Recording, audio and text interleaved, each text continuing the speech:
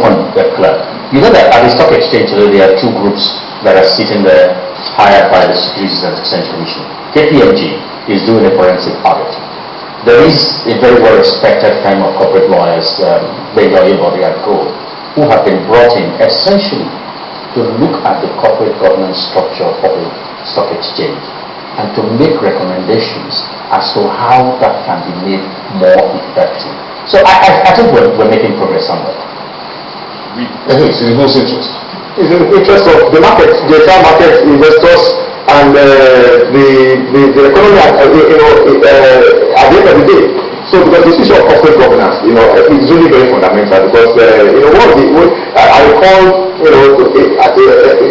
to talk to stockbrokers and one of the things that people have complained about is that look, this NSE, they are supposed to be all the members of the NSE.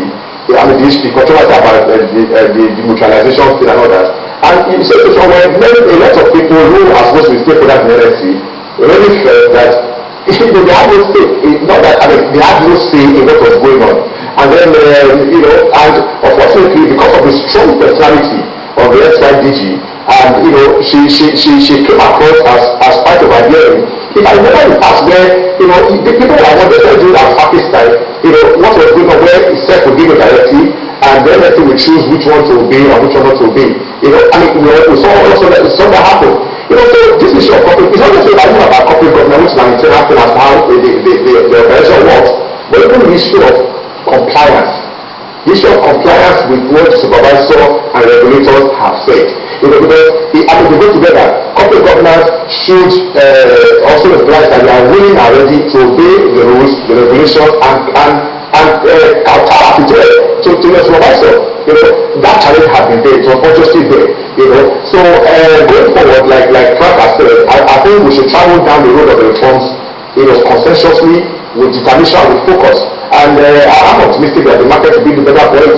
Because when I asked the question of Frank initially, because the media plays a very important role in what we do. Because if our headlines or the news or TV productions, TV shows come across as this is a stock exchange reform rather than a capital market reform, and these headlines sometimes are convoluting through front to the back pages as to what are we actually doing. And we have similar issues with the central bank interventions as well. Are they interventions? Are they reforms?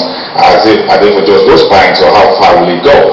The capital market is a lot more deeper, of course, than the banking sector because of the various units that involve registrars, reporting accountants, auditors, stockbrokers, issuing houses, the quoted companies, and also it's a whole basket, much bigger for the SEC as a regulator and the stock exchanges and SRO. So how do we communicate this to the public to see that look, if we're using the Suleiman document to do a market reform, how do you think the SEC should communicate this to the public rather than, as he said, rather than making it an individual thing about personalities?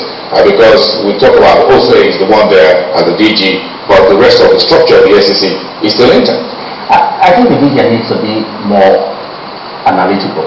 The media needs to look at this, not just the activities. The media also needs to look at the implications.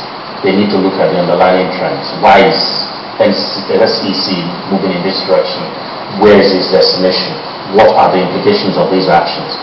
But you need also to understand that we have seen considerable upheaval.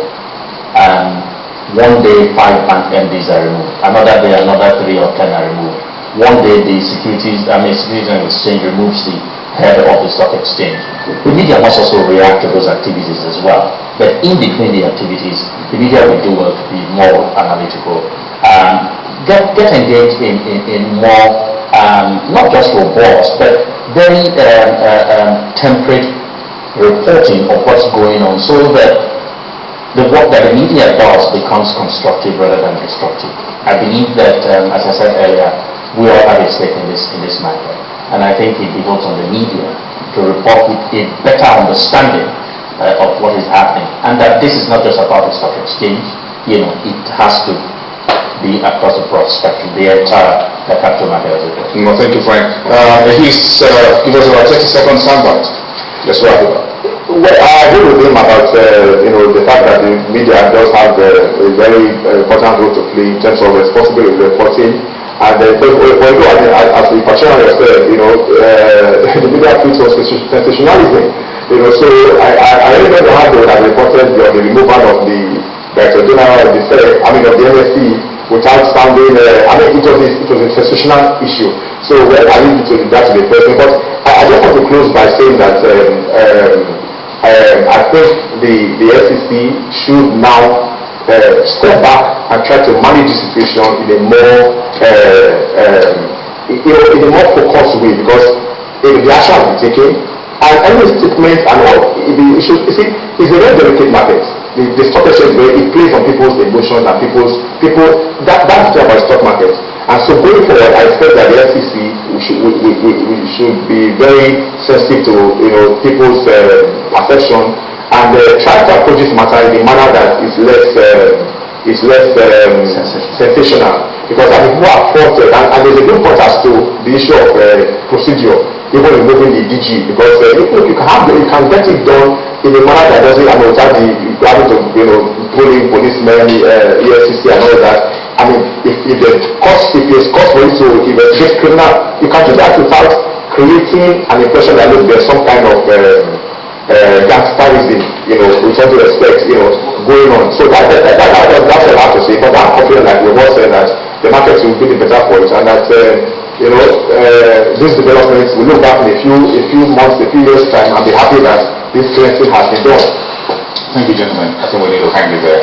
We have more days and months to discuss the issues. Of course, the debate continues in the media as well. Frank, thank you very much for coming in. Frank Ibogun, the publisher and Chief Executive Officer of Business Day newspapers, and he is the CEO at Fires Consulting.